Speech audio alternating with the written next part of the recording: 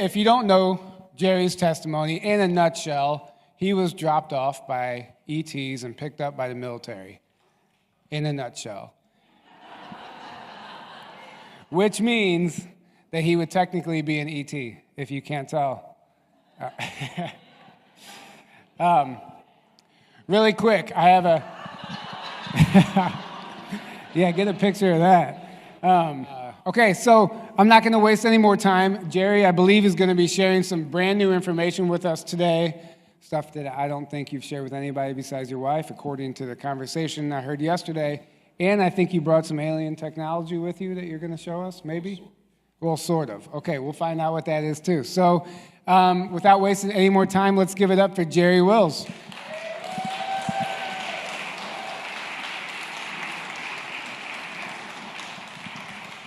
Hello, everyone.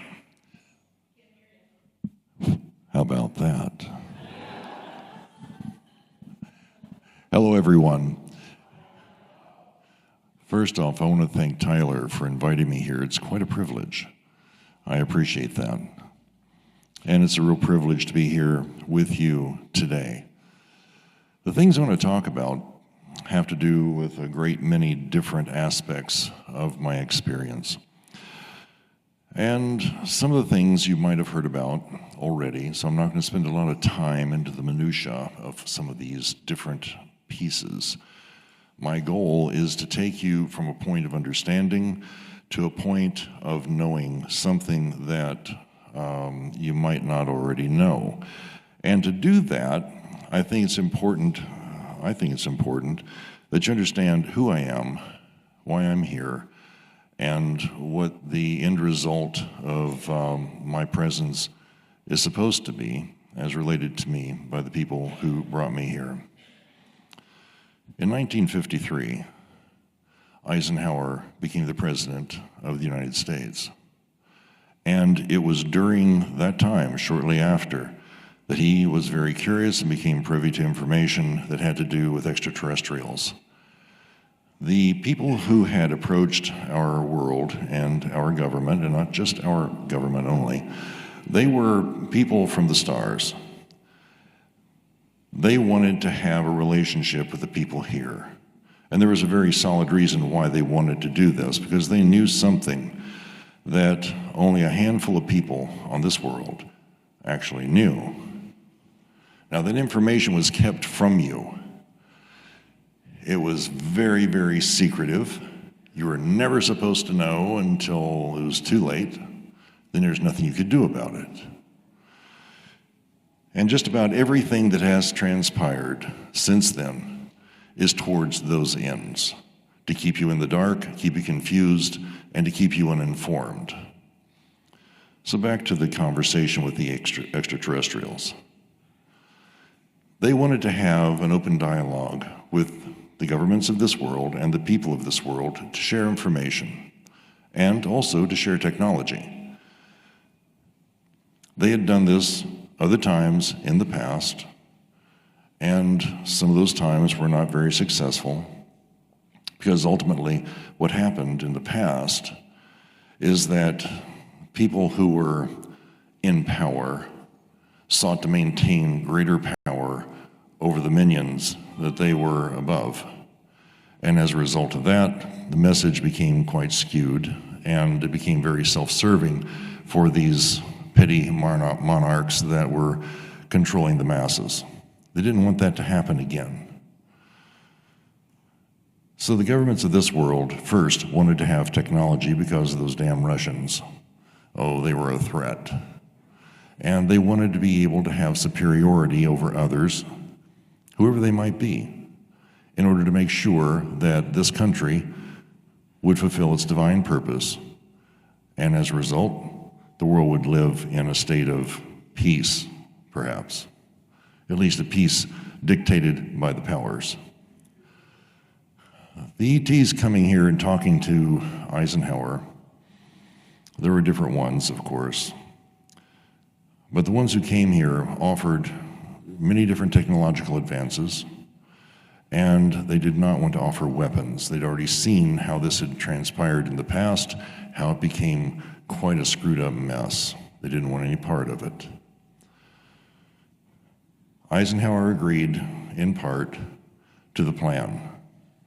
But the details of that plan were never to be made public, and it was never to be known who these people are and what their true purpose here would be. Today, I'm going to tell you that. I've never told anyone before today. And the reason is because it's dangerous information. But I think it's time. We live in dangerous times. And you have a right to know. The other group of ETs that were in conversations with this government and others were the ones that we usually refer to as the Greys. It isn't just them. I've met them. I've met several of the others who are in their echelons. And quite honestly, their purposes for being here are for harvesting, and for harvesting the people and the resources of this world. It's a bit of an outpost, a great place to refuel, do the things that are needed to be done for them, and then carry on, go wherever they're going. The deal was struck. This government would receive some weapons. They would have access to weaponized technology, and the United States would become very powerful. And they did, and they became very powerful. The problem is that the weapons systems and the technology that could be weaponized that was provided to these people, they did not have the foresight to ask the question, can we use it against them, the ones who gave it to us? And of course, the answer is a solid no. That can't occur. So it would be like handing natives BB guns, but you keep the AR-15s. You hand the natives slingshots, but you keep the hand grenades. This government had no weaponization that could counter what these other beings had in their stores as common pieces of equipment. The people who had been offering a peaceful solution, they look like us. They look like you. They look like people. If you saw them on the street, you wouldn't know the difference one to another. You might notice there's something odd about them, but, well, you know, look around the room. Do you notice anything odd about the people nearby? So you see, you get my point.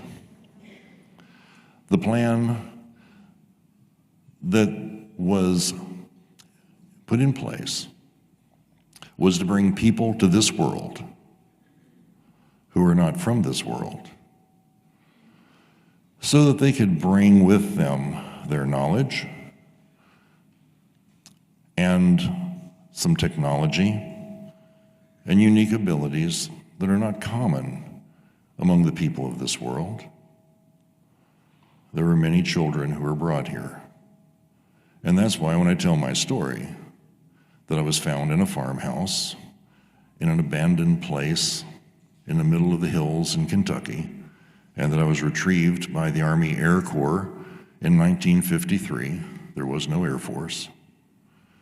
And I was taken to the hospital at Fort Knox, and I was kept there until I was assigned to a man who was in the service, and his wife, who was barren, and that I would grow up as their son.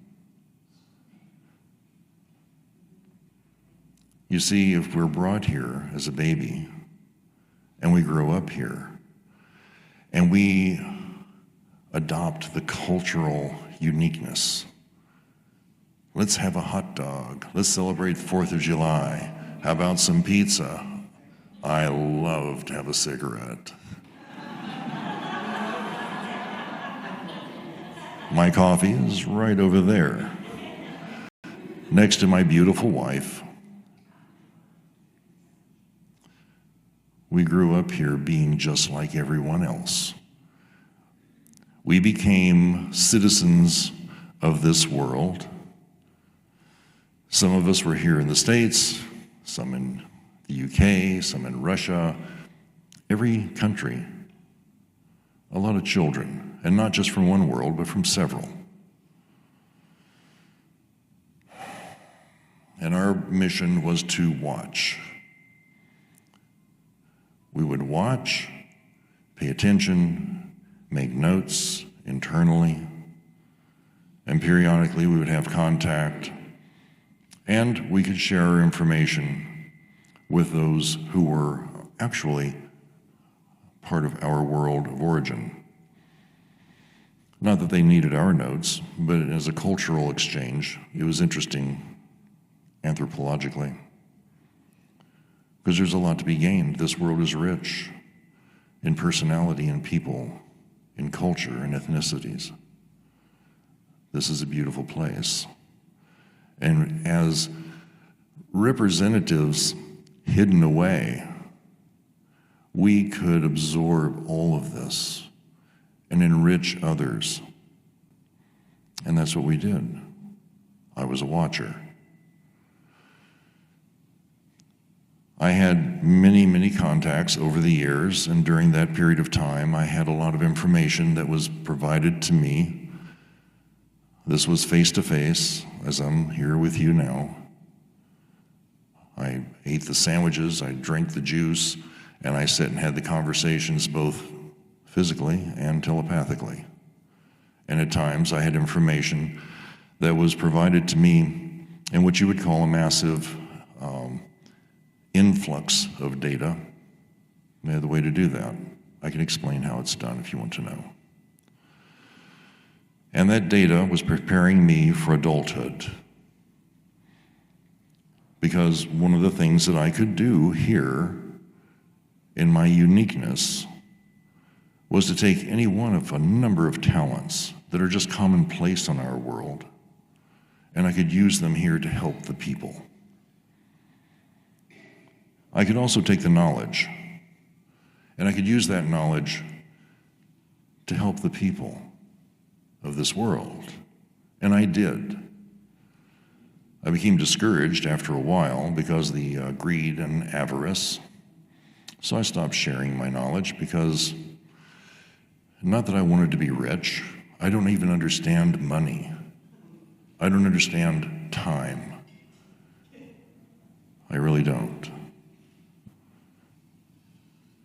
But because if you're going to do something to benefit the people and you give it here, and then it's taken and it's put over here with a price tag on it, and if you have enough money, you can have that.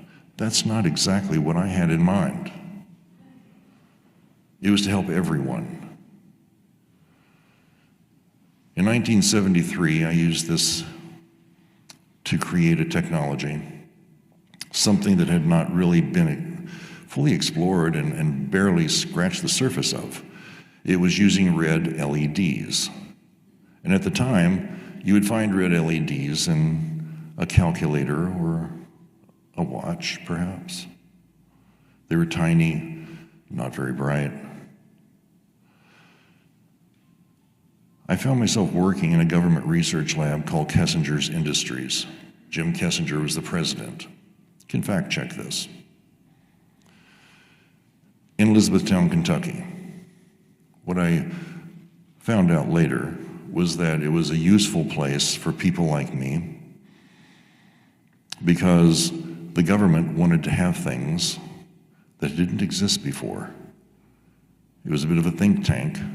In my position, I was an engineer without an engineering degree. I had all the knowledge, but I didn't go to school. You see, all through my youth, I had an absolute perfect photographic memory. I read books, everything I could find, and I absorbed it completely. So in this position, one day, I was called into Jim's office and asked if I knew of a way to help speed wound healing and ease pain. And I said, I'll get back to you on that. These fellows sitting over here, they were dressed in military dress uniforms with all kinds of little badge things on their chest. They didn't like me. I had on love beads, and I was trying to get my hair to grow out because I wanted to be a hippie. So I said, I'll get back to you on that. I went back to the lab. I put on Tommy James and Shondells, Crimson and Clover. I lit up a cigarette, drank a Coke, and I just explored my memory. And there it was. Something I'd seen on board one of the ships many years before.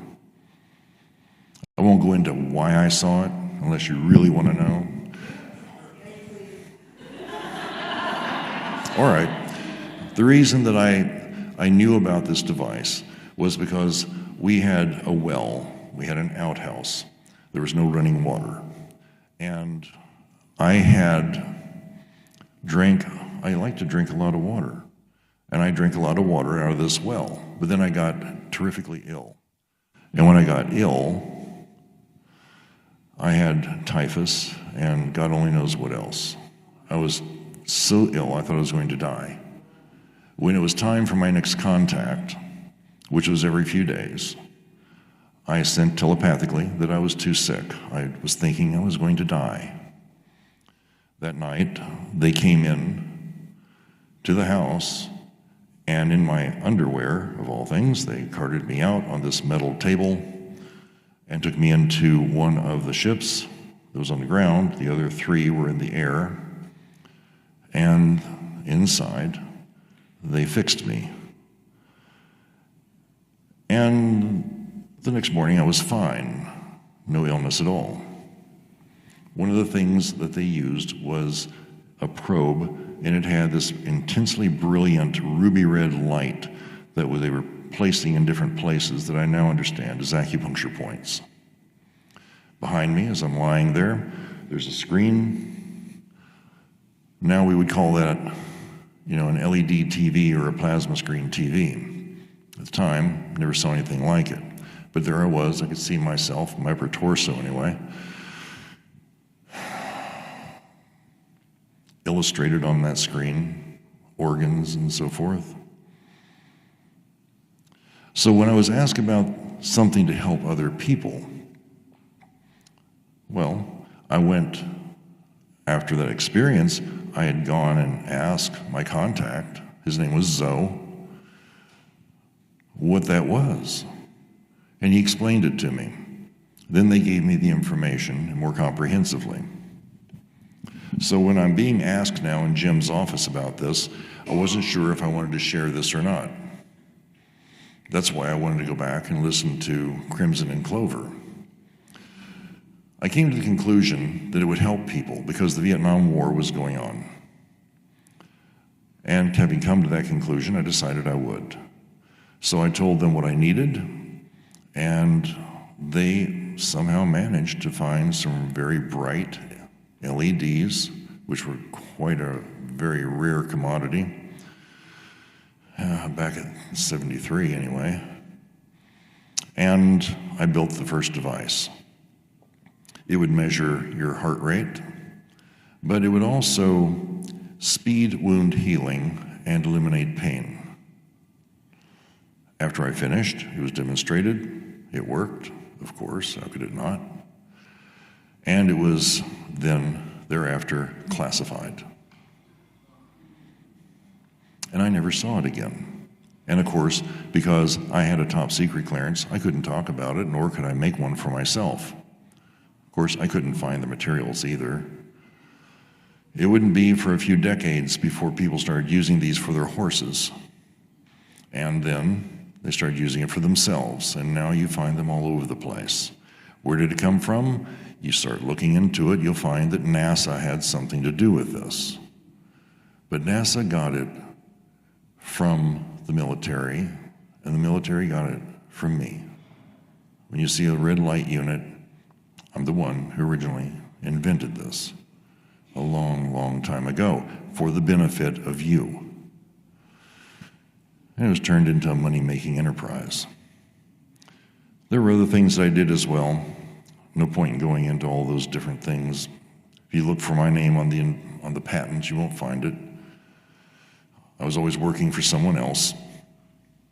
And when you work for someone else designing things, that's the company that owns it, not you.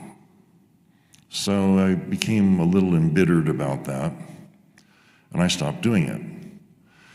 The real crux point came for me when I designed, with the help of Marcel Vogel, the 3D electron microscope. I designed it on paper, and I provided that information to a place called Western Medical.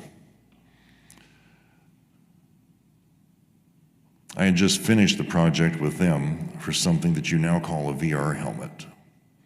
I made the very first VR helmet. But it was meant for doctors to do remote surgery. Anyway, when Western Medical came and took the lab and took all the notes and took everything, and they paid me off, I felt sad because I knew this had terrific potential, but that's the way it goes. Until the Nobel Prize Committee selected a couple of scientists in the UK, I think it was the UK, who won a Nobel Prize because they had designed a 3D electron microscope. At that point, I said, to hell with this, I'm not doing this anymore. I have plenty more inventions, but what's the point? So anyway, moving along, that's how I found out that's how I knew to pass on the information. Moving along, there were several events that took place throughout my life where I decided I would just remain a watcher and just kind of keep to myself, just observing. Once in a while, I would have an opportunity to speak at a conference like this. I thought it was fun. And so I told a few of the stories, but I never went into as much detail or depth as I could have, because after all, I'm a watcher. I'm not supposed to be the person who's actually watching, and you know that I am. I'm just watching the UFOs. That all changed. And it was in the early 2000s. I was in New York, in Chappaqua. There were some terrific psychics there. I was at this wonderful little center where some of the world's best psychics would show up and do readings, and we came in from all parts of the country. And I was doing healings for people, because one of my unique talents is being able to see inside of your body, see what's wrong, sometimes fix it, most of the time tell you how it got there and what you can do to fix yourself. I don't want you to need me as a crutch. So, two of these psychics that were truly profound, probably the best I have ever seen, and I've been all over the world. This one gal said, I'm getting a message. You're supposed to tell the world who you are. I hadn't told her anything. I said, what do you mean? She says, you're not from this world. So how do you know that? She says, I'm psychic.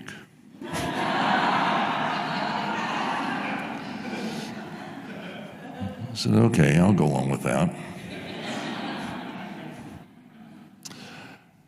So I said, I don't know what you mean, though, tell the world who I am. She said, no, it's time for you to stand up and let the world know who you are. I'm getting this very clearly. She says, I've known you were from another world all along. I said, but you're psychic. She says, well, everyone else needs to know. So I went outside and had a cigarette, a cup of coffee, and I thought about it. And that's a real nervous thing to consider. The next day I set up a broadcast portal, very similar to what you have here, connected into the infant internet with my camera and microphone and everything intact. And I had announced earlier that I was going to I had something very important to talk to everyone about. Well, the room filled up with about 100 people, and there were thousands of people online. The fellow that I had healed had an internet company and a Wowza server. If you know what that is, it's kind of groovy. Thousands of people could watch. And I put it out there. So the day came, it's in the afternoon, I get up in front of the camera, I talk a little bit, and I said, look, the reason why you're here is because I want you to know who I am, where I come from, and why I'm here, at least to the degree that I can tell you. And I expected of the tens of thousands of people that were watching online and those who were in attendance that there would be plenty of hate mail and plenty of disparaging comments. My inbox was flooded with emails. Everyone thanked me because I'd given them the courage to stand up and say, this is who I am also.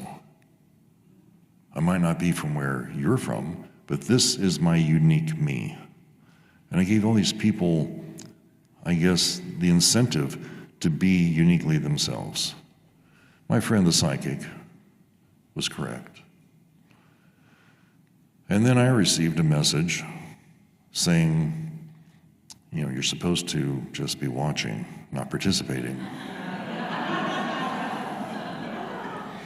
And I said, well, we both know what's coming. I think it's time that people know, because it isn't happening the way it's supposed to.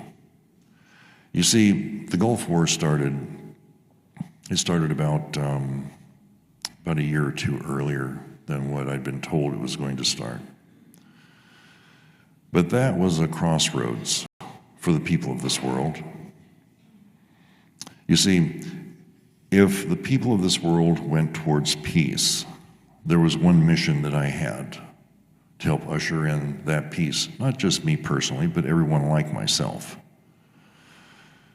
But if it went towards darkness, then I was to remain mostly silent and continue to observe. The world went to REHAB. That was the key phrase. And when the world went to REHAB, I knew that they had gone towards the darkness, and I elected to just be quiet. So now here I am all these years later, standing up and saying, I want to let you know that I'm not from this world. And there's a reason why I'm here. And many of you who think that you aren't from here, and many of you have been ridiculed because of your thoughts about this, your feelings, your conviction of this, you're probably not from here. Now, they didn't want us to know one another. Looking out, I can see there are probably quite a few of you, maybe all of you, who aren't from here. But they made sure that we would not be able to go, oh, I remember you, yeah, good to see you again.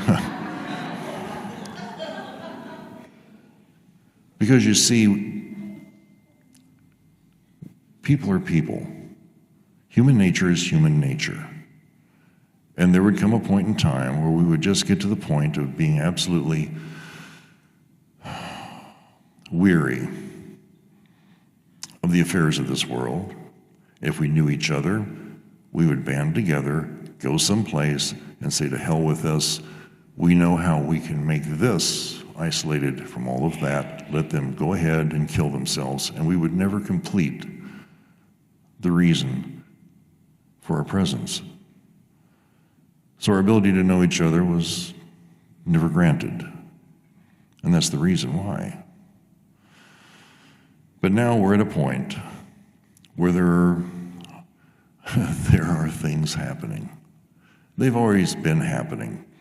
Let me tell you, I referred earlier to a situation where the extraterrestrials came down and talked to Eisenhower and said, we know there are things coming and there's this, that, and the other, and we want to be here to help you through this.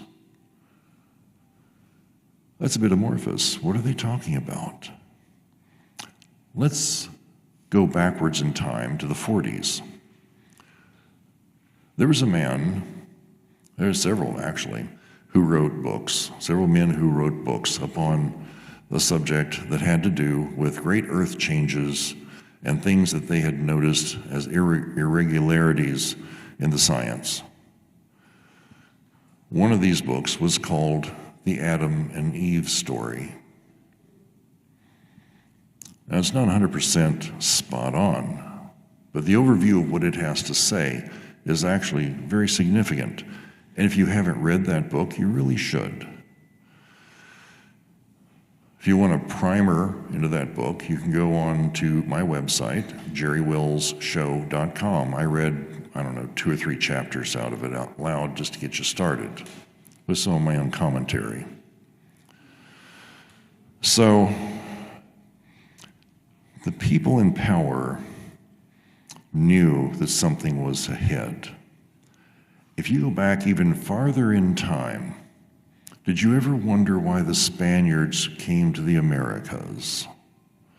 It's because they found old manuscripts, and these old manuscripts told about fantastic places, like the Piri Reis map showing Antarctica without ice.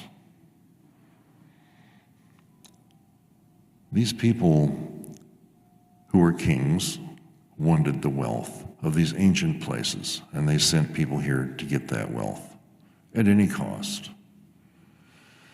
So back to the 40s.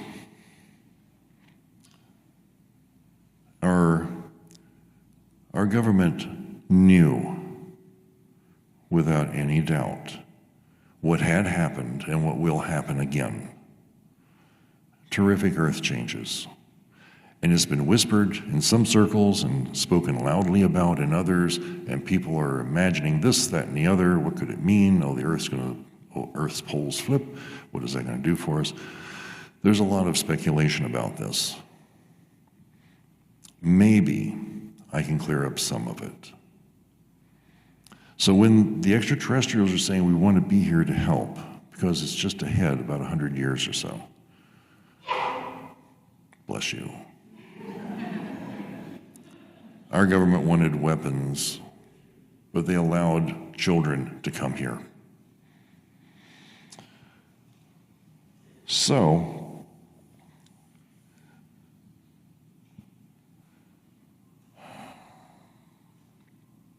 what they knew and what was ahead,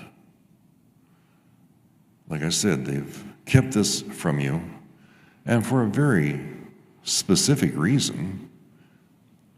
You're not prepared to know it. You are completely incapable of changing it. This is them talking, not me, by the way. And, well, if you were to find out, it would be chaos. Many of you wonder why there isn't UFO disclosure. This is the reason. If you knew who they were and why they're here, you would know why you're here, and you'd know what's coming, because you would know why they're here. And that's a very dangerous situation for those in power. I'm not going to choose my words carefully. I'm going to tell you what I know and let the pieces fall where they may. Now, you have a whole series of events that have transpired in the past many years. You've had abductions. You've had false pregnancies. You've had men and women who have had either sperm or eggs harvested. You have alien implants. You have cows that have been, dissected uniquely. Have lots of UFO reports. And it seems like quite a nefarious thing, because this is all done as a result of a lack of free will, at least free will not being recognized by the people that this is happening to. And you're right. But part of the plan between them, some of them, not necessarily the people I represent, but some of them, others that are out there, is to harvest a very large and vast gene pool. And just like the seed vault up at the Arctic Circle, the gene pool would be kept safe. Now, in some instances, children were grown and they were taken to other worlds. And in some instances, people that you've heard speak here this week were caught, tormented, and put into very unique positions, let's say, that when they find out later what they were doing, they're either angry or ashamed of it. And the people who are doing this, quite ugly. All of this ties in. It ties in to a situation where different groups of extraterrestrials are doing different things in order to achieve a mission that they have selected for themselves as being a mission that they felt needed to be accomplished. And there's not much can be done about that. Well, maybe not until now. And in a few minutes, I'll tell you how that's done. It's no longer acceptable for you to be at the whims of creation. It's no longer acceptable for them to use you. And for many people that I've worked with in the past that were being used by these extraterrestrials, I had confrontations with them, not the people, but the extraterrestrials. And I made it clear that this was not going to occur again for that person. And then I taught the person how they could protect themselves, what they could do to make sure this doesn't occur. Many people talk about it being an exercise of free will. It's a bit more than that. You can exercise free will all day long. Someone can still beat you with a stick. There's more to it than just free will, and I'm going to bring you to that point in just a little bit.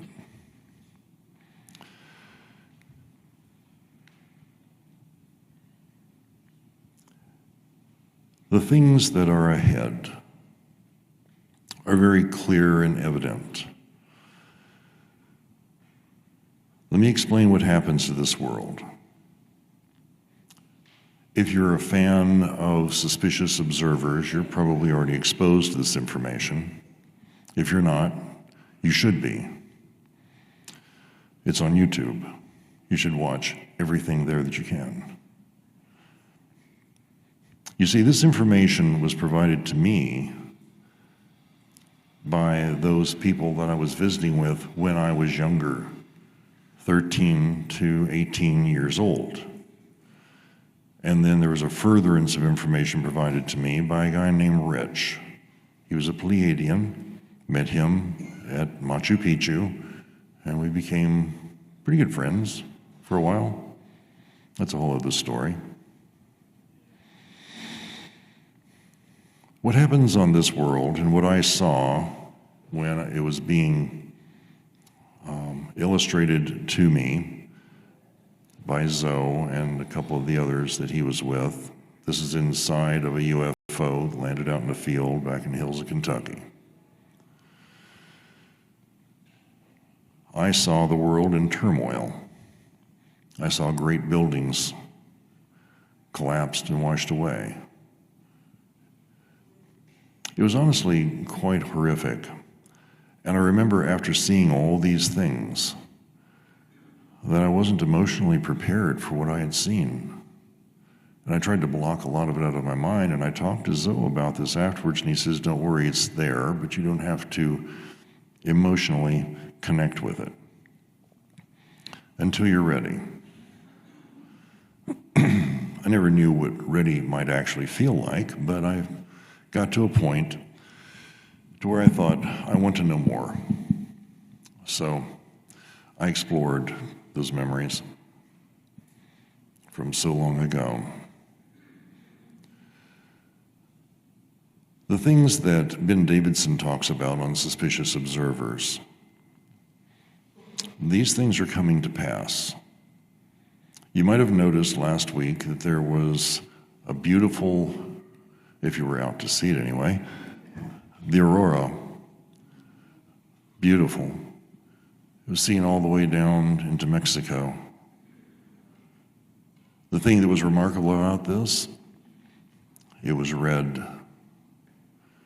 Red means something very specific. Red is heating up, as I recall, the, was it nitrogen, I think? I don't remember exactly now. But at 200 miles above the Earth, that's where the red exists. The greens, the blues, those are much lower, 50, 60 miles. The Earth's magnetic field, this planet we're standing on, the magnetic field since 1878, the Carrington event, has progressively gotten weaker and weaker and weaker. And now it's somewhere guesstimate at about 20% of what it was. When this happens, sunspots, these bursts from the sun, coronal mass ejections, they send out a terrific level of energy. That energy floods out through space. When it impacts the Earth's magnetic field, if it's healthy, it holds steady. It's not healthy. And it's allowing terrific levels of energy to go into the planet. Tesla taught us that the planet is like a giant capacitor or a giant storage battery. And it goes in, and it eventually will come back out again. This is why you see lightning coming from the ground going up. There's more and more of that lately. As the Earth's magnetic field weakens, it also is traveling. It's left its mooring at the North Pole, where it was supposed to be, and has traveled quite a distance, and so is the South Pole. They are set to converge in the Indian Ocean. As the Earth's magnetic field begins to weaken more and more, this movement is going to go faster and faster. And as this movement goes faster and faster, there's not one north and one south. There are multiple poles on the Earth, and this means that the field is even weaker. And when that occurs, cosmic rays and highly energized particles from the sun, instead of them coming in at the top, they're coming in all over the damn place. This is going to ruin the ozone layer. This is going to severely change the weather patterns. There will come a point in time where the Earth is going to be from where it is now, and it's going to tilt over. The center axis point is pretty much right there, central eastern coast of Africa. When this occurs, Peru will become the South Pole. You can do your own geometry on a plot, and you can figure out exactly where you'll be here. You'll be closer to a temperate zone than you can ever imagine. There will be a new equator. And this equator and this tilt of the Earth is like taking a pan of water and suddenly shifting it. It dodges one way, then it goes the other and sloshes out. The last time this happened, 12,000 years ago, and shortly thereafter, Göbekli Tepe was created. The last time this happened, the Pacific Ocean left its mooring, and it went cascading, first one direction, then another. Look at the coast of South America, the entire desert. And this is the reason why you find whales at 14,000 feet and other marine life, their skeletons, up on the side of the Andes Mountains. It's the reason why Tiwanaku is under meters of silt. It's the reason for a lot of things. The Earth was at a position like this, And 12,000 years ago, it tilted up to where we are now. When it tilts again, it'll tilt and remain there for about another 12,000 years. The first 6,000 years, this will be when humankind reorganizes and those who are left alive will begin new colonies of populace and things will start over. But long before that occurs, the field around the earth is going to diminish to the point where one of these days, one of these bursts from the sun will totally fry out everything electronic on the planet. Now this sounds quite dismal, and it is. And it's happened time and time and time again. And in my experience, and looking back over time through my own existence in multiple lifetimes, I've seen this over and over and over. Different ages, different people, same result. This sounds quite dramatic and very depressing, I know. But there is a point to all of this. The earth does this because we get to this level of intelligence and technology, and we lose the spiritual aspect. Other worlds have had to rediscover this as well.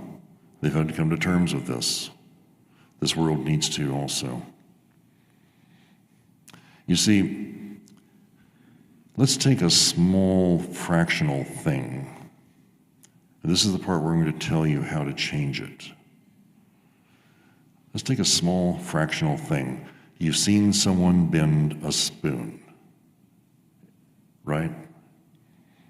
Or you know about it. And maybe you can bend a spoon. I had a drawer full. It was a nice parlor trick. What if you had everyone in this room who is actually very capable of bending a spoon? And it's like, okay, let's bend a spoon. All right, and there it goes. It's bent. It's dandy. Okay, let's go for a cup of coffee. We'll stir our coffee with this bent spoon. Maybe we'll unbend it just for that occasion. So let's take everyone in this room who could do that quite easily, no hesitation, and let's say we get together and decide, I don't think the earth needs to do this. Well, if you're going to make a decision like that, you better have the wisdom to know whether this is a good idea or not. But let's say you have the wisdom. So everyone in this room goes, in order for this to work, we have to go out there and we have to talk to people and get them up to speed with what the plan for this is. And then we're going to teach them how to bend spoons. And then when they can bend spoons, we'll show them how to do other amazing things. Okay, let's do that. Well, we've got, 50, 60 years. We'll have our children taught for sure, and they'll be doing this too, and teach other children. Why, hell, we'll start a school and teach kids how to do this for sure.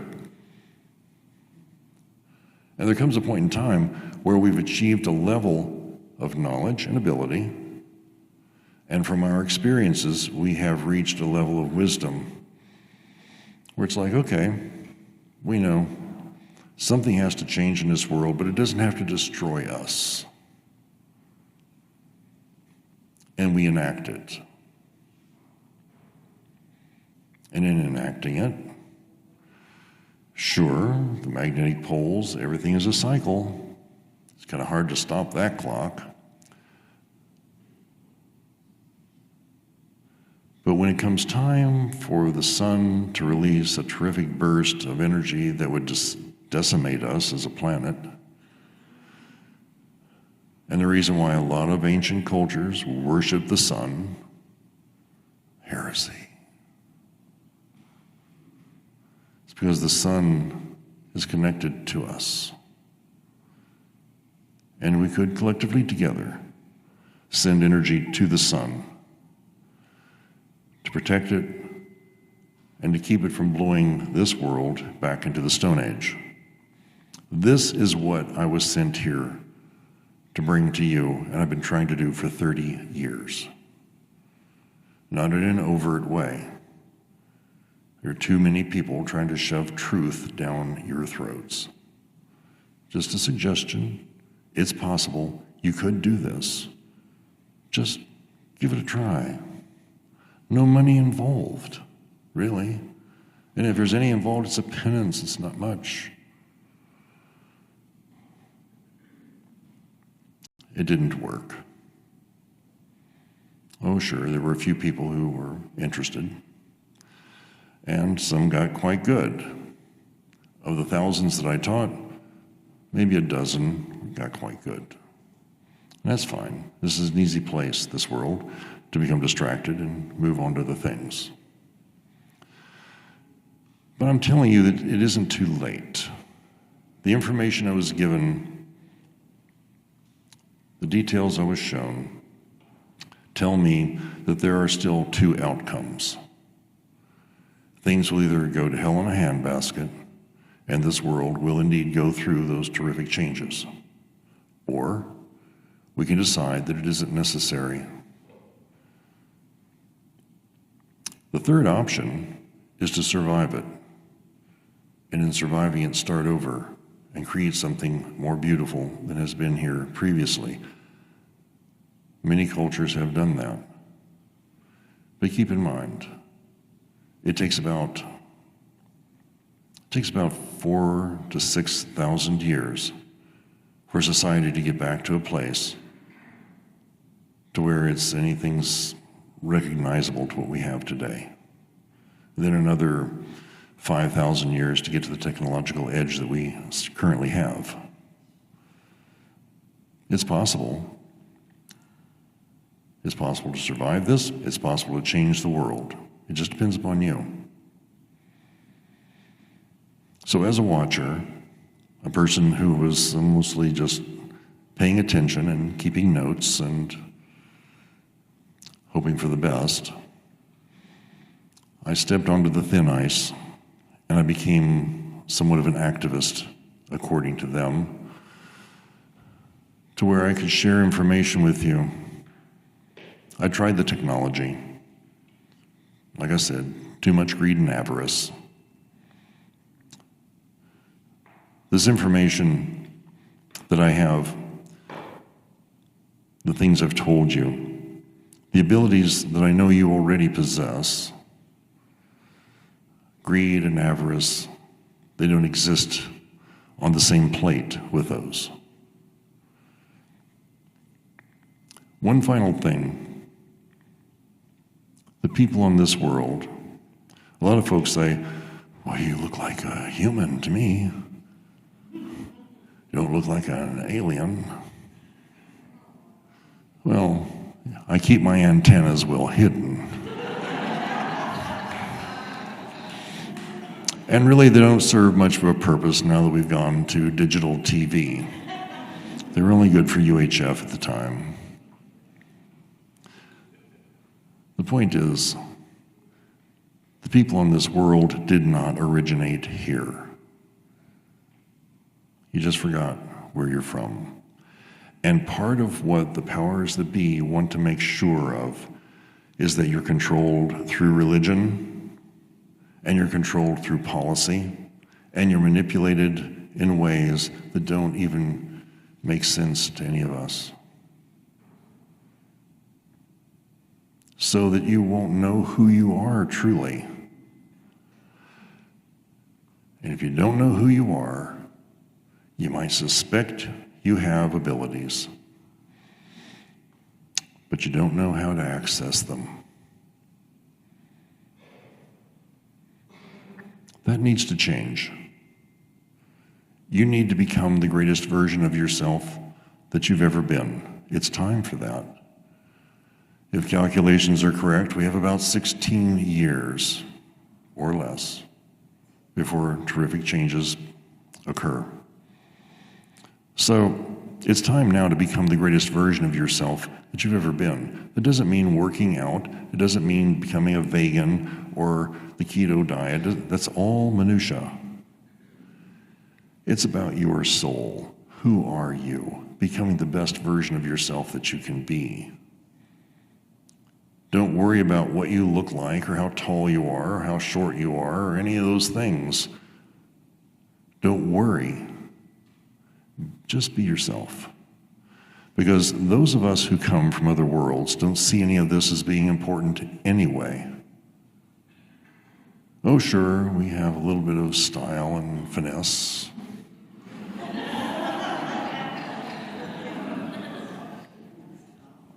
If you know what I mean.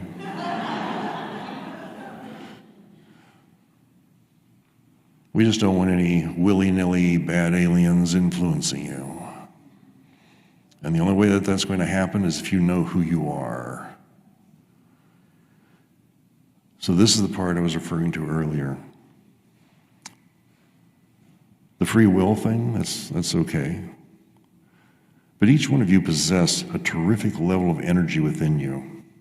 And that terrific level of energy, if someone from another world is trying to influence you, saying no is one thing. But just taking a deep breath and laughing and saying, I don't think so, that's completely different. The difference here being the difference between fear and joy.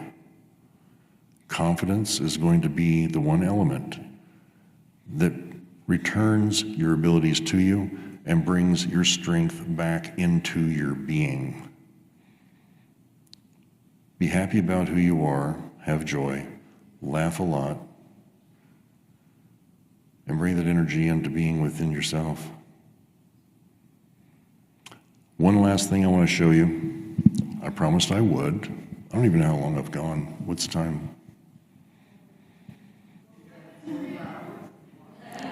45 minutes. Then we'll have plenty of question and answer time, won't we? I want to show you something. Let me give you the story on this. When I was 28 years old, I was promised another visitation by the people who had brought me here. It was supposed to happen every 10 years.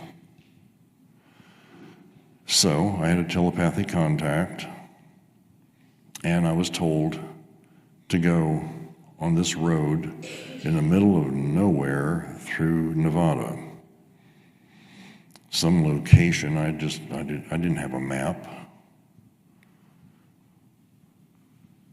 I didn't know how it was going to happen. Well, as it turns out, a friend of mine was doing a presentation at a conference in Reno, Nevada, and he asked if I would lend my electronics expertise to help with his project. In return, I could go with him and help out. So I did. And this was how I got to this location. We got finished with the conference. We left, and we had to park on the side of the road late at night and get some sleep. We were woke up by a terrific shaking and lights everywhere. Got out, took a look around. It was a gigantic UFO right over the top of us, just moving really slowly, and it went off. Well, that was pretty groovy, considering we're just at a UFO conference. So we were pretty excited about that. The next morning, we proceeded on. We stopped at this town, got some fuel, and proceeded on. We got as far as a place in central Nevada, a little ghost town, and we needed fuel again. After all, we're hauling this big-ass trailer behind us full of all kinds of stuff. So George gets out of the car, he's driving. We're all gonna get out, really. It's kind of early in the morning, about 7-ish, 7:30-ish. And it's just a ghost town, but there's a gas station. And out of the doors of the gas station walks this guy, honest to God, looked like he walked off a Western movie set. And he says, "Why don't you folks come inside? Have a moon pie, there's some pop in there." And so filled up the truck. He comes inside, tells George, says that the bill is whatever it was. George is like reaching for his wallet, and he goes, "Oh my God, do you have my wallet?" He left his wallet in the town back there somewhere. This man says, "It's okay. I'll go back and get it for you. You just relax here for a little while. It'll take me about an hour or so." He gets in his pickup truck, leaves the gas station, tears out of there in an old Chevy. Used to be red, now it's kind of a rust and reddish color. And he just takes off down this gravel road and he's gone. Well, George and his girlfriend are sitting there and they're tired. And the other gal that was with us, an older lady, well, I have no room to talk now, I'm much older. But this older gal got up and she took off. She wanted to go walk around a ghost town. After a few minutes, I thought, well, I think I will too. So I got up and I went a different direction. And I walked around and looked at some of the windows. And, it's just a ghost town. Nobody's there. Doors halfway open. Looked in this one window, kind of wiped the dust off. And inside of this glass case where there's nothing else, there was a crystal ball inside the glass case, inside of a golden bowl, bigger than the crystal ball. And I thought, wow, that's different. So I went over, door was just cracked open with dirt, kind of kicked at it a little bit, got myself in there. Place is dusty, no one's been in it. And I'm thinking, I just want to see that. That's really pulling towards me. So I went in there, and I'm just standing there looking at the glass case, and out comes this woman from behind a wall. She looked exactly like someone's grandmother in a blue flowered floral, like a nice periwinkle blue, soft one-piece dress. Hair up in a bun, gray hair, little granny glasses. And she says, shuffling up there, "Can I help you?" And I said, "Oh, I'm sorry. I didn't mean to just walk in like that. I thought it was just abandoned, and I just wanted to see this crystal ball." And she looked at me and she said, "Oh, you're Jerry, aren't you?" I'm like, "Well, yeah." She says, "They told me you'd be coming. Here, let me get that." She pulls it out of the case. The top of the glass thing is just dusty. She didn't bother to dust it. She sets the bowl down, it's shiny. And of course the crystal ball's in it. And I'm looking at it, she says, "Go ahead, pick it up. Take a look at it." I'm looking at it and I said, "I just think this is beautiful. I've never seen anything like it." She says, "Do you hear it?" And my ears were ringing. It was just a real strange sensation. I felt this energy kind of through me. I was a little tired, must admit, but there was a presence about this thing. And so I said, "I have no idea what something like that's worth, but that is just beautiful." And I went and put it back in the bowl. And she says, "You can't sell a crystal ball if it's real. It has to be given as a gift." And I said, "Well, whoever owns that is pretty lucky." She says, "Well, I was told to give it to you. They brought it to me last night." I said, "Who?" "Last night, this big-ass UFO just rolled over us, shaking the whole damn car." I didn't put it all together at the moment, but I did later. She says, they said you'd be stopping in here. You'd be here in this town for an hour or two, and you'd be coming by here. And they said to give this to you. It's your gift. Your friends, the ones you met with in the woods, in the forest, down in Kentucky. I said, "So?" She says, "That's one of them." Says, yeah, this is your gift. They brought it here, told me to give it to you. Honest to God, it was like I was in a twilight zone. So I said, I need a cigarette. She says, you want to go for a walk? I said, that'd be great. We can walk and talk. Well, this gal, Nancy, she had this little thing called a Pearl tape recorder. You might know what that is. If you don't, it had a little bitty, teeny tiny cassette tape in it, and you had batteries, of course. You hit a button and it would record, and you hit the other button, rewind it, hit it, it plays back.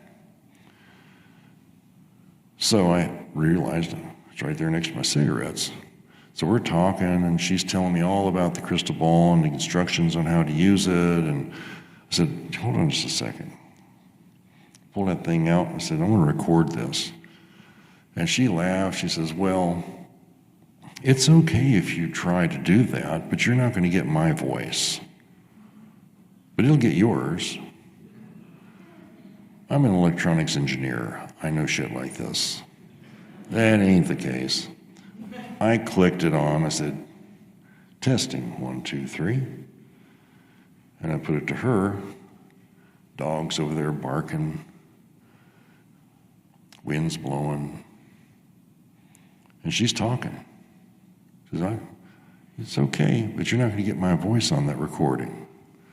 I said, sure. Click, rewind, play. Here's my voice. And there, in the middle of her talking, is a damn dog barking. There is no voice for this woman. And I cannot explain that. I don't know how that occurred, but so we continued talking. We walked for a while. Then we made our way back to that same store. And by this time, we're back inside there now. And George and his girlfriend found me. The guy had shown up with his wallet, and it settled up.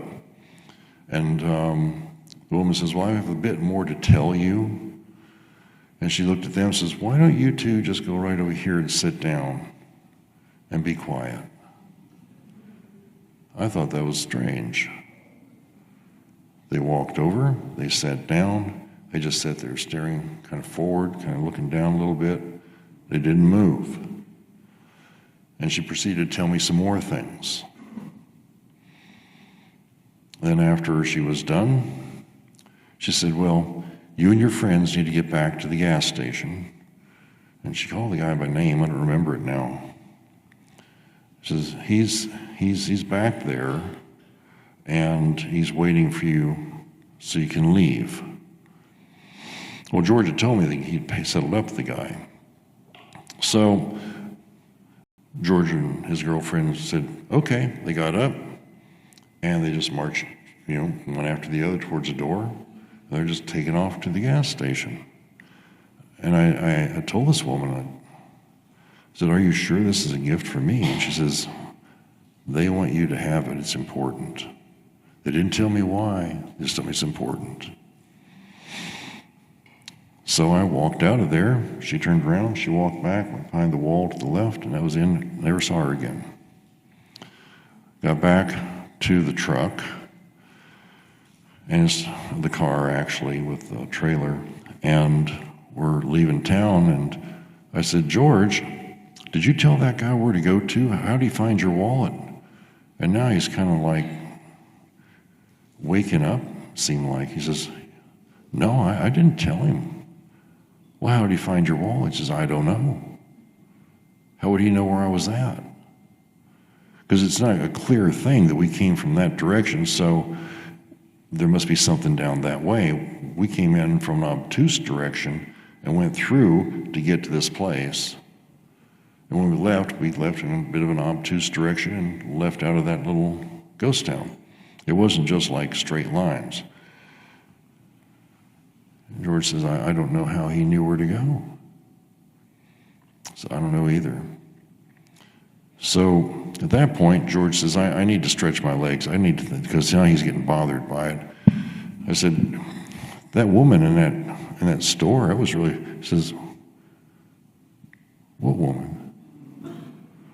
I said, George, you and the gal, whatever her name was, you came in and sat down. He says, no, we just walked around the town. I said, no, you didn't. You came in and sat down. He said, all right, I got to stop a minute. He gets out. I get out. We're walking around the car. He's just very troubled by all this, obviously.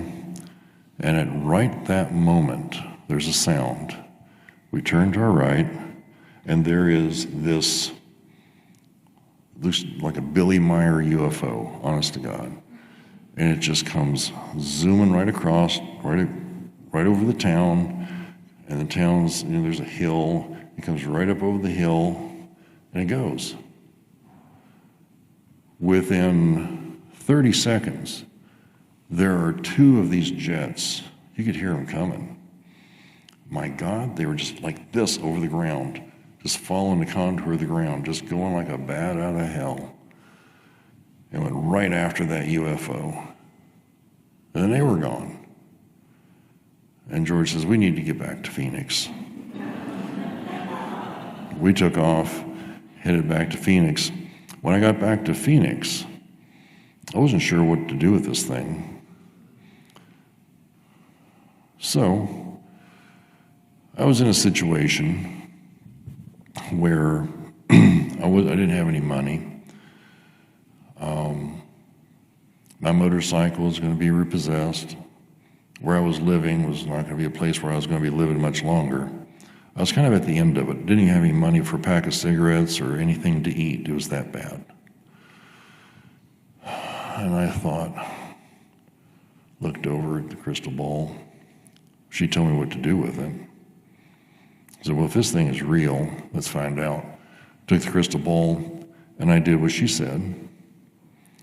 And then I put it back. Next day, I figured what I would do is I would just take off, ride out into the desert as far as I could on some road, ditch the bike, and just keep walking until I fell over dead. That was just what I figured was going to happen because it was that bad.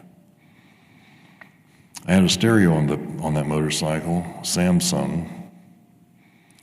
It was a BMW fully dressed motorcycle, one of the older ones, very nice. So I'm riding along.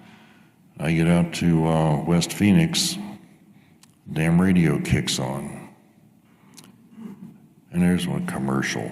You'd think it'd be some rock and roll. I mean, this is my doomsday ride, right? Oh, there's this damn commercial. These car stereo liquidators are right on the corner of such and such and such and such. You've got to see this. It's nothing like it ever been in Phoenix before. Well, I like electronics. It's on my way. So I pulled in there. And I looked around as like, be nice if I could afford something. And I looked around, all the people buying things, and I went to the main guy and I said, who's doing the installs? He says, we don't have anybody doing installs. I wish we did. He says, I've got all the tools, I have everything necessary, just don't have a person to do it. I started doing the installs right then and there, and within 2 hours, I had a few $100 in my pocket. I could afford a carton of smokes, and I could go to Burger King and have 2 hamburgers. By the end of the week, I'd made about $5,000, and I hired 12 guys to work. By the end of the month, I had a friend of mine come in from the East Coast that I had trained in electronics, a boy genius type. He took over the installation. I started another business doing repair on hotel and motel antenna systems and TVs. By the end of the year, I'd made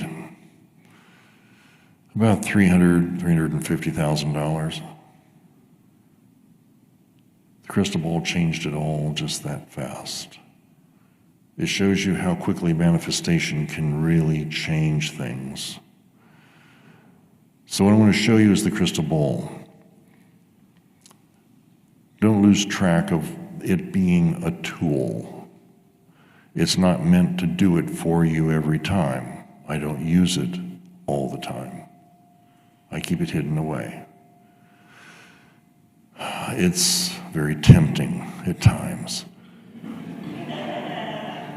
But the lesson that's learned from using this is that it's a tool. It shows you that manifestation is possible, and it shows you that if you need to practice how to manifest, this is how you do it. It's taking you from having a rock and pounding in a nail to having a nail gun. So I'll show it to you, and you can glean from it what you want. One of the interesting things about this is that it was taken a look at by Dr. Harry Stein and astronaut McLeary. I was at dinner with those folks. They wanted to see it. And they checked it as thoroughly as they could check it. They said it's not glass, and there's no way it could have been made on the Earth because it's absolutely optically pure, but it's not quartz. And inside there are dots, very strategically placed, that O'Leary said, because he was an astrophysicist, he said, well, this is a very unique star map. Depends on where you're looking from as to what your orientation is. And the star map that's in there, according to him, was a star map that showed my point of origin. And I've kept it in a safe, kept it out of the public eye for a long time. Yeah, there were people trying to steal it. It didn't work well for them. There were people that aren't very good people, let's say. But I'm very happy to share it with you. It's a privilege, really, to be in your presence and to be able to show this to you. I think it would be a lot of fun. I'm not exactly sure how to show it to you up close. There are so many people in such little time. But if you want to see it up close, then I'm open to doing that. I'm not inclined to charge you a fee to hold it or to keep it from you and go, well, you know, it's nice, but you can't touch it. That's really such bullshit. I'm here because of you, to help you the best way that I know how. So we'll figure out how to do this. I'm not sure how to yet, but we'll figure out how to do this. And Tyler might have some ideas. If you do, please share them, because I don't. Not that I'm putting it on your lap, but I'm just saying.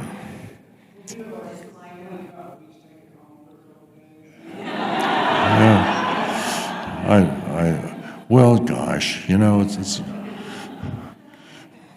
So I'd like to ask someone who is the most precious person in my life, the most amazing woman I've ever met,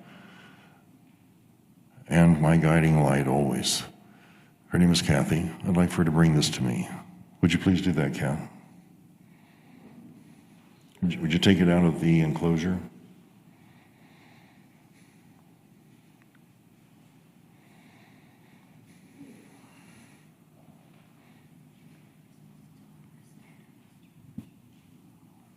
You've been sitting for far too long. It's time now to dance. I think you should stand up and stretch, get the blood circulating. I had to leave early yesterday because I was just getting into that place where I was like, I needed to move. So from this point forward, don't feel like you have to just sit there like you're in school. Be yourselves. I'm going to bring this opened with one hand, which is impossible. Kathy, say a few words. Hi. That's one word. Everyone.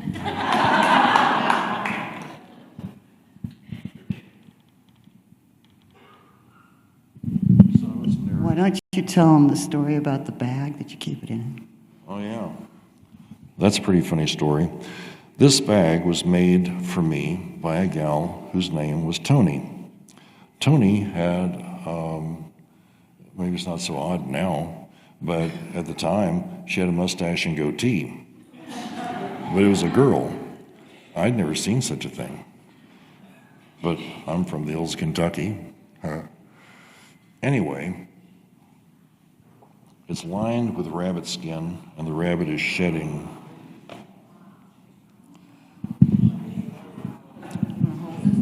I like it when you're holding it better. A round of applause for Kathy, please.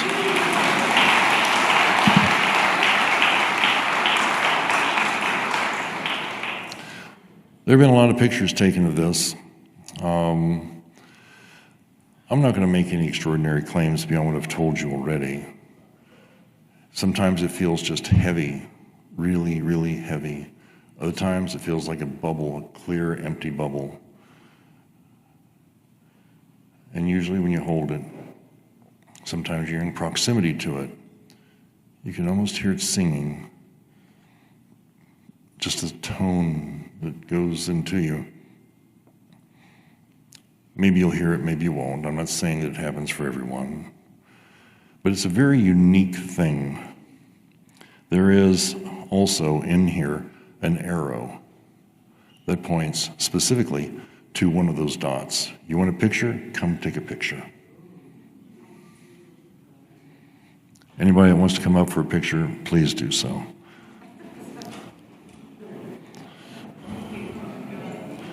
Like I said, I'm here for you.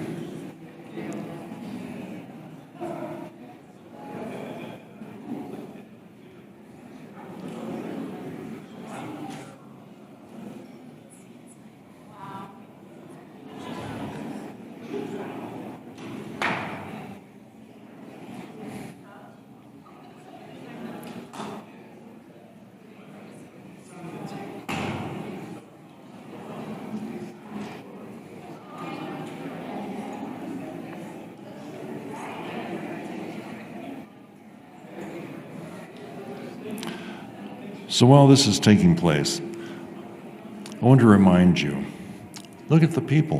Why don't I sit this down so you can do this without me holding it? I am very strong and I have unique abilities, but this might take a while. So hold off on your picture taking for just a moment while I sit it down. Yes.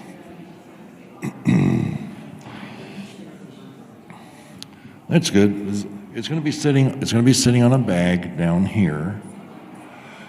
And take a picture. If you want to touch it, go ahead. This is for the people of this world. It's not just for me. This is to help you. If you want to use it for manifestation, take a moment and breathe and be happy and just absorb it for a moment. Then go back and think about what it is you're wanting. Release it to the universe and don't think about it again. Be the greatest version of yourself that exists. And you won't know what that is until you try. But just do it. Don't have a preconceived notion of who you might become, because I guarantee you, who you might become is far greater than anything you've realized about yourself so far. Now I'll set this down, I'll stop talking, and you can have some fun. Just remember, if you have a diamond on your ring and you put it down towards your palm and you touch it, it will scratch it. And then there's some very bad karma.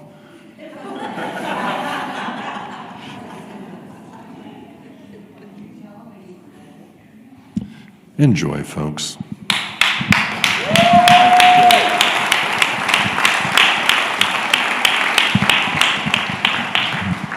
And thank you so much for allowing me in your presence. Thank you so much. Let's give it up for Jerry. This is a very special moment right now.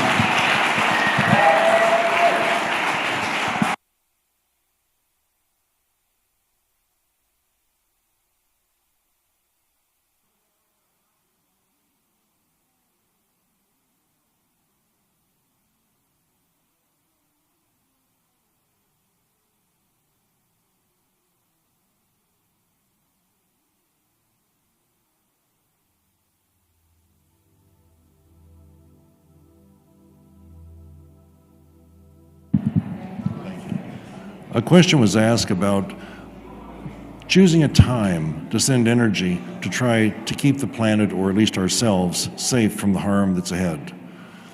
My suggestion is become familiar with the ninth insight. The book is called The Celestine Prophecy. The ninth insight is very real, and I've been teaching people how to do the ninth insight for quite a while. It might be hard to believe that you can focus energy and cause a person to just become invisible, but I've done it many times for others, and I'd be happy to do it for you at some point in time. It's not hard to do. It just requires understanding the tenets of how energy is manipulated. If I can evaporate cancer or a tumor or repair a bone or whatever in a person who's ill, that's manipulation of energy, and I do it all the time. There's a man here who couldn't walk, and then I worked on him and he can walk. He's here among you. It's up to him to tell you who he is if he wants to. The point is this: the ninth insight is something that keeps you centered, but it also gives you an extraordinary ability, an ability that allows you to take yourselves beyond anything that you've ever recognized was possible within yourselves. You are unlimited beings, and we from the other worlds know this because we know this about ourselves to be true also. The only thing that limits you is your lack of knowledge, but especially your lack of confidence. These things are easily overwhelmed. I can help with the knowledge, but I can't change your mind as far as your confidence goes. But if I show you what you could do, you can be confident from that and build upon it. But I assure you, you are far greater. You're far greater than you realize. Enjoy yourselves with this.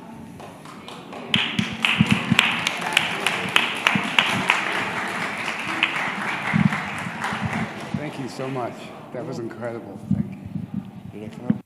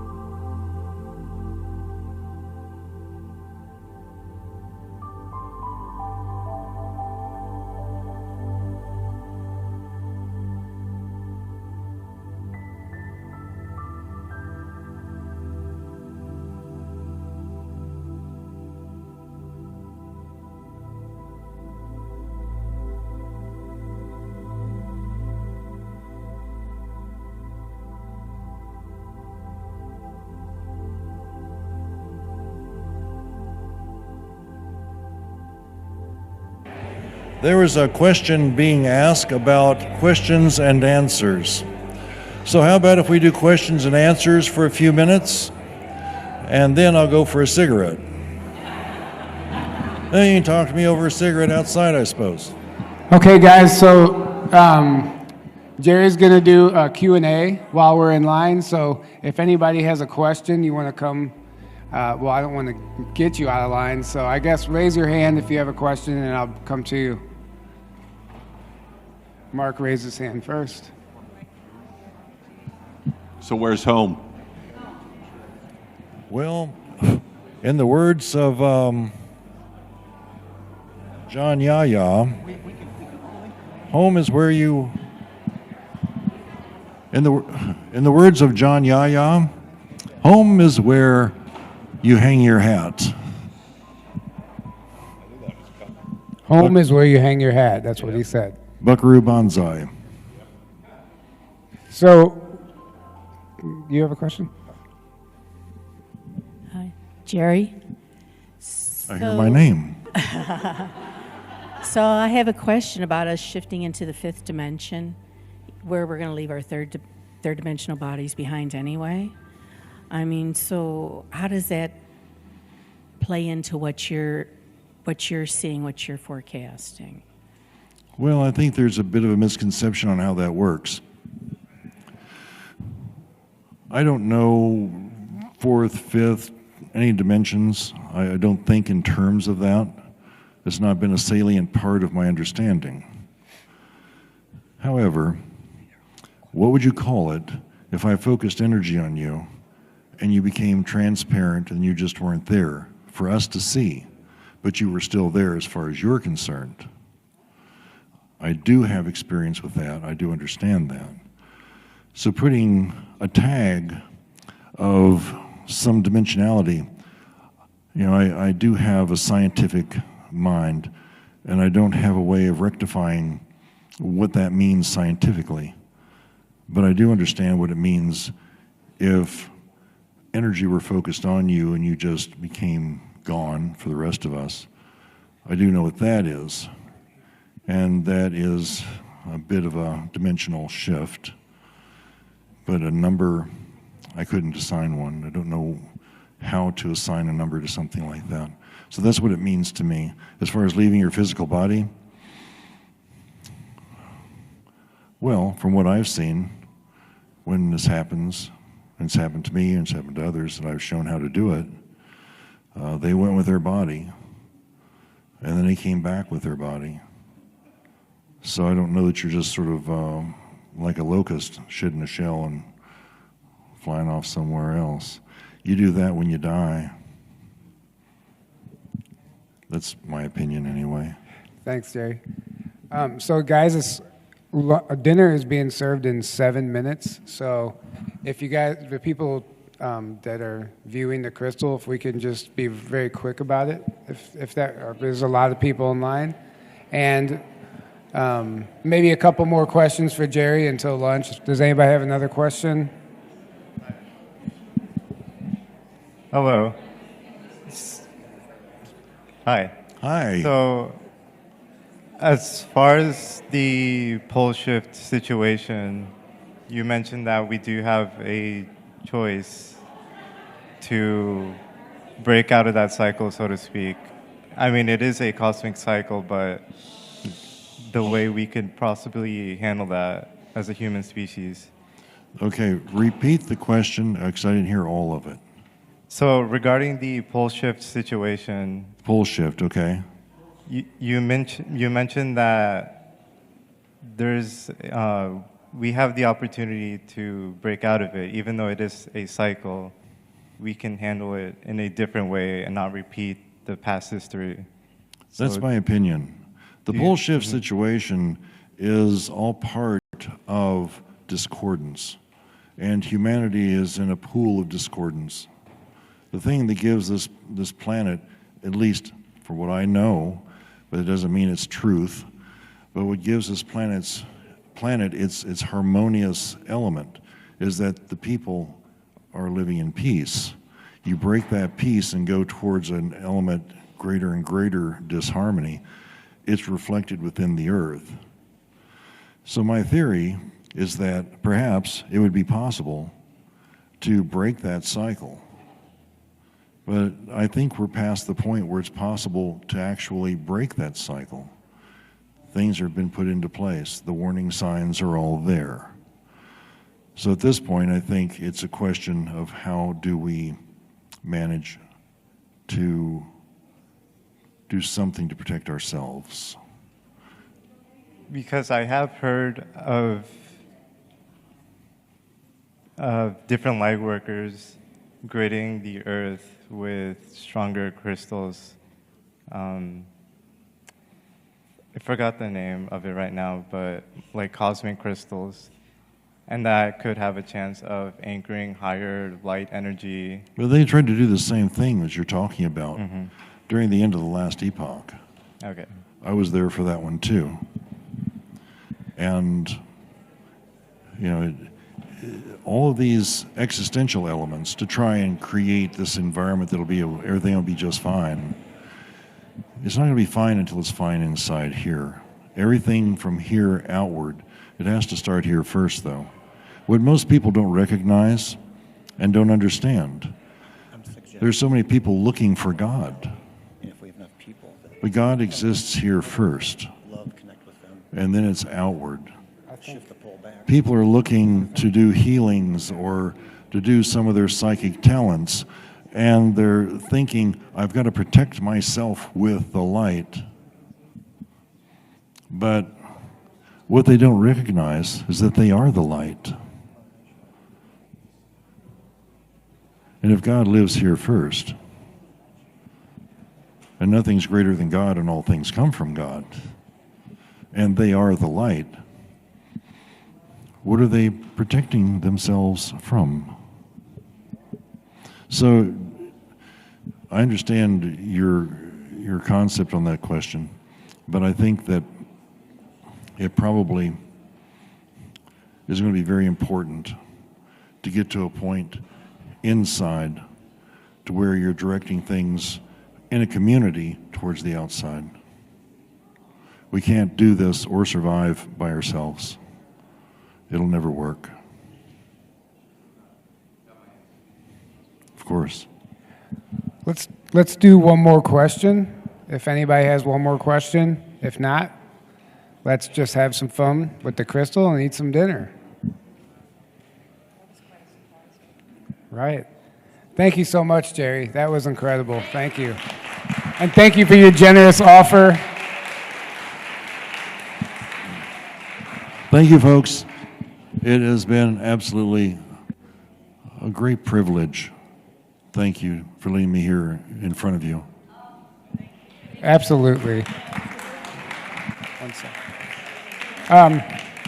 For the guys still in the room, we are closing the silent auction at the end of dinner. So if you want to bid on any of the items, now's your chance to do so, or during dinner. And we're also going to be announcing the raffle winners and the guitar pick guest count jar winners all before the panel tonight. So make sure you are in here after dinner so you don't miss any of those announcements. And we will see you then.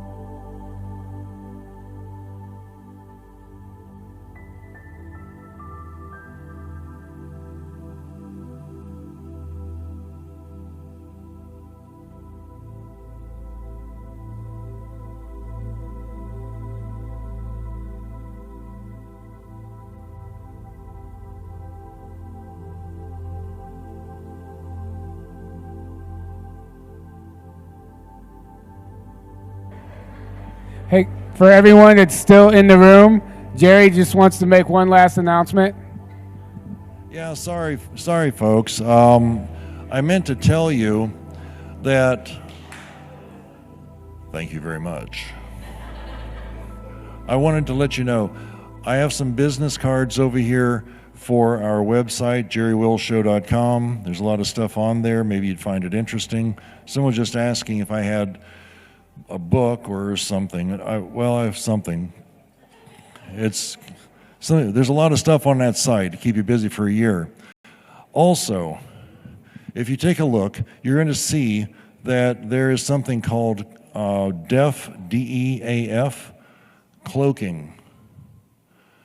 You might find that interesting. DEAF cloaking is not an app that goes on your phone. It's a service that you subscribe to for a year.